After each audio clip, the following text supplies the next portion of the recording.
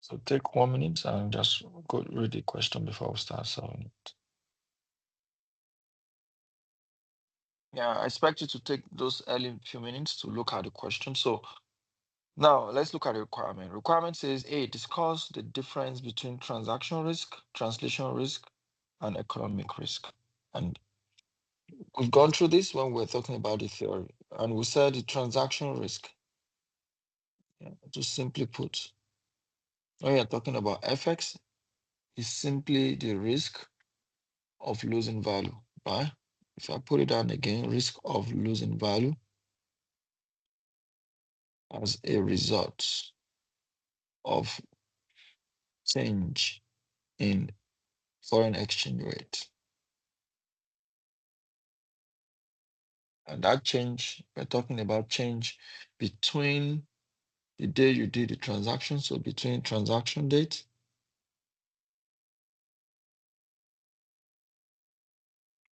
and the settlement date.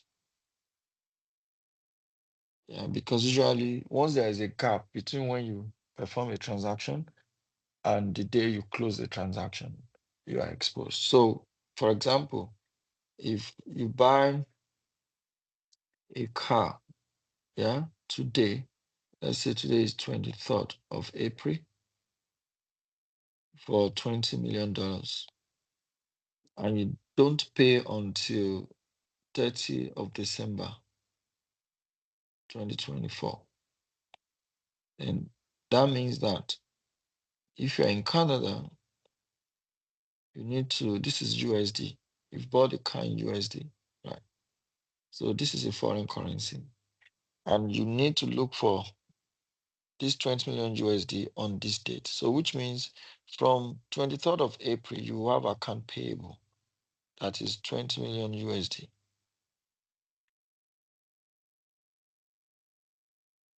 Which you need to book in your financial statement. So you're going to have this 20 million USD as account payable. Yeah. And by 30th of December, take for instance, if today exchange rate is saying 1.3 CAD to 1 USD, it means that if you had paid today, you would have paid 1.3 times 20, which would have been 26 million or 2.6 million, right?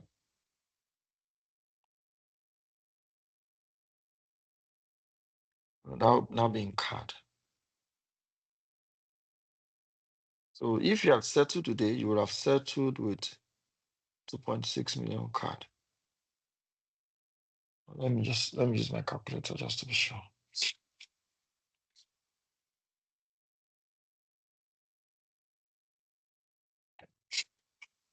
Excuse me.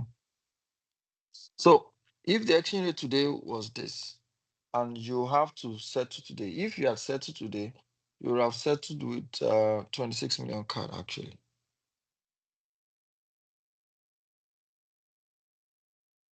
Can you guys hear me? Yes, sir. Fantastic. So you would have settled with $26 million, 26 million Canadian dollars if you had decided to pay today. But you did not pay today. You decided to pay on 30th of December. So transaction date is 23rd of April. But because you Mhm. did not pay on this date, it means that you are exposed to fluctuation of exchange rate until the settlement date, which is 30th of December. So on this settlement date, you need to look for US dollars, and which means you need to find out what exchange rate is. And maybe on 30th of December, exchange rate has become 1.35 CAD per USD. And in that case, the amount of CAD that you need will now be 1.35 times 20 million. And in that case, it means you need to pay with 27 million CAD. So you can see if you had paid about 7 or 8 months earlier, you'll probably be talking about 26 million CAD. But because you delay now, you are looking for 27 million CAD. So you're actually having a loss of 1 million CAD, right? And that is why companies always try to hedge. because of this transaction risk. So this is transaction risk, and that's one of the we have been asked to talk about. Now, the second one is translation risk. I also told you translation risk is more of accounting risk. It's more of reporting. It doesn't have any cash flow impact, right? And that usually occurs, yeah, when you have foreign denominated balances that needs to be translated to reporting currency just for the financial statement preparation. That is translation risk, right? So it's different from transaction risk because translation risk is a reporting risk. Yeah, the reporting risk. Yeah, with no effect on cash flow. So no effect on cash flow. And how does it come about? Yeah, this occurs.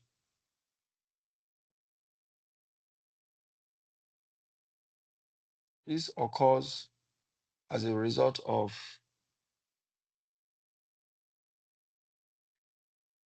translation of foreign denominated balances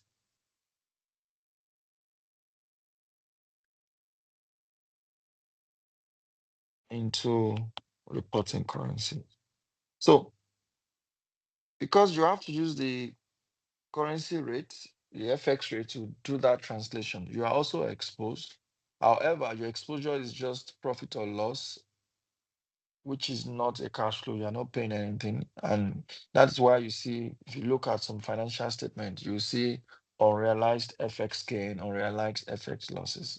All of that is coming from translation risk, right? And the third one is the economic risk, yeah, which, as you know, this one is coming as a result of holding a foreign subsidiary.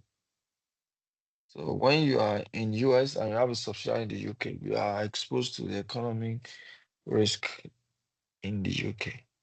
Yeah. So it doesn't really talk, it's not about transaction, it's not about balances. This is all about the whole firm, the whole subsidiary, the whole company that you have. Yeah. What is the risk that the value of this company will go up or down? That is the risk we're talking about. So economic risk affects the whole value of the company and not just a transaction and not just a balance. So you can see when you talk of transaction, you're talking of buying and selling. You're talking of loans and investment. But when you're talking of translation, it's about the balances, about balances in the statement of financial positions that are not in reporting currency. But when you're talking of economic risk, you're talking of the entire company. And that is a part of the question on this one. I want us to discuss the difference between. So we talk about all of that.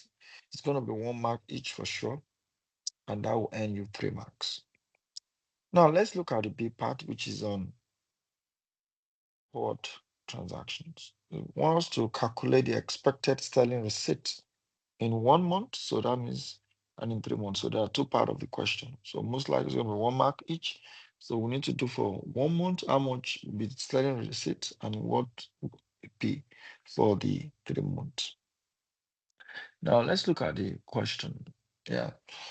They said the company Nedwen is a UK-based company, and those transactions that is expected has been shown below.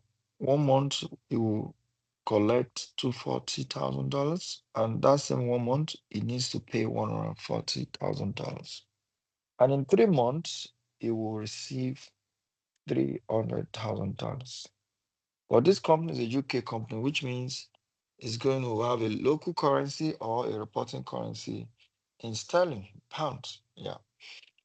So the finance manager collected the information below: the spot rate, the 1 month forward rate, and the 3 month forward rate. And in addition, we have the money market rate under. So this one, we won't use it in this one because this question want to focus on forward. Yeah, we're not going to look at money market. You know. Okay. Yeah. So if the currency of the company is pound sterling, GBP, it means that all of these transactions they are in foreign currency. So in 1 month, it's going to receive 240, is going to pay 140. So which means there is a matching already for 1 month that is taking place. There's a perfect match in 1 month to the tune of 140,000. So we don't need to hedge anything. The only exposure we have is just the extra because in 1 month there is a payment of 140, which is an expense, and there's a receipt of 240. So we can actually take 140 out of that receipt, yeah, to net off this such that eventually this is zero impact on FX. However, we have extra receipt that has not been properly hedged, and that is just $100,000. Remember, we are getting total of 240, and we can use 140 to clear this part. So we have 100 left to hedge for 1 month. So that 1 month of receipt to the tune of $100,000. What the question is asking us is, if this guy is using forward, how much GBP, how much sterling, how much pound sterling will he receive? Will Newton receive? That is the meaning of the question. So which means we need to use forward, and using forward, we need to ask ourselves what this translates to. Now, we need to write down the situation. And the situation here is receipts. Very important. Company receipts of 100K dollars. That is the situation. Now we need to use forward, which means we have to make use of this quote. We have been given a quote for 1 month forward, and we need to simplify that quote into buy and sell quotes, which we know for sure. Tell me. 1.7826 to 1.7832.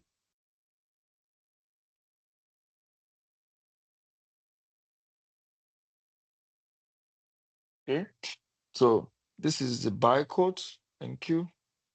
Mhm. This is the sell quote, which we have gotten by deducting 0.003 from this to get the buy quote and adding 0.003 to this to get the sell So quote. Because we know that the sell quote must always be higher than the buy quote. So we are going to add the spread to the number and deduct the spread from the number to get the buy quote. Now that we have the quote, so we know the quote. So number one situation, number two, we know the quote. Number three, we need to select the quote. We need to select the right quote. So now, for us to select the right quote, I told you that two rules you must always follow. Interpret the quote from bank perspective and second currency perspective. So these are the perspectives that you must use to interpret the quotes. And the question we are going to be asking ourselves is, in this transaction, this situation that we have, we can see our situation. What is bank going to do to second currency?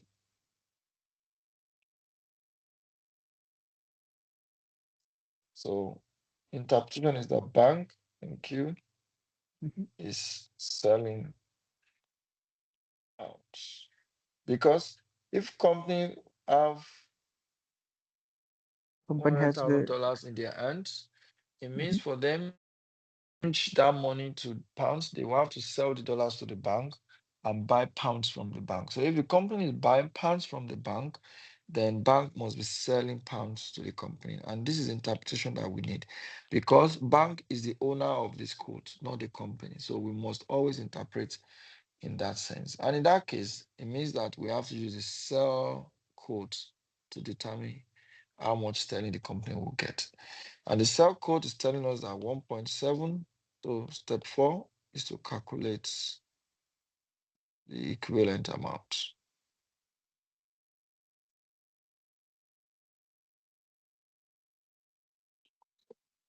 It is equivalent to £1. The company is going to receive $100,000, and that will be equivalent to 100,000 multiplied by 1, that is this, then divided by 1.7832. So in terms of the receipt in pounds for the 1 month, that is the amount that the company will get. We need to do the same thing for 3 months. Mm-hmm. 3 months is also a receipt. Okay. So for 3 months, the situation is also, remember, start from the situation. So the situation Yeah. is company will receive. Receiving $300,000.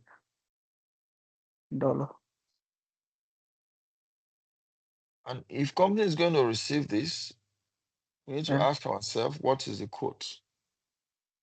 So the quote will be for 3 months forward quote, which is this.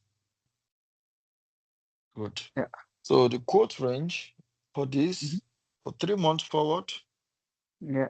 is going to be 0.004 added to this number for sell and 0.004 deducted from this number to get the buy. And that is how we have this. So the next stage is to select the right quote, which means Yeah. is it a buy quote or is it a sell quote? But similar interpretation like we did for the first one, the 1 month Yeah. was also a receipt. So automatically we know that sell quote will be the relevant quote to be used. And in that case, we can, once you know that this is 1.7. going Well, to use, then we can calculate the equivalent. So we already know the quote to be used, 1.7850, which is the sell quote. So the only thing left for us is to calculate the equivalent. And we already know that 1.7850 is equivalent to £1. So if we're going to receive $300,000, so the company will need to sell $300,000 to the bank. So $300,000 will be equivalent to 300,000 times 1 divided by 1.7850. And if we put that on calculator, 168,067.22. So thank you. So that will give us a total pounds of 168,067. 067.22. And that is what the company will receive in 3 months. And that is the B part of the question.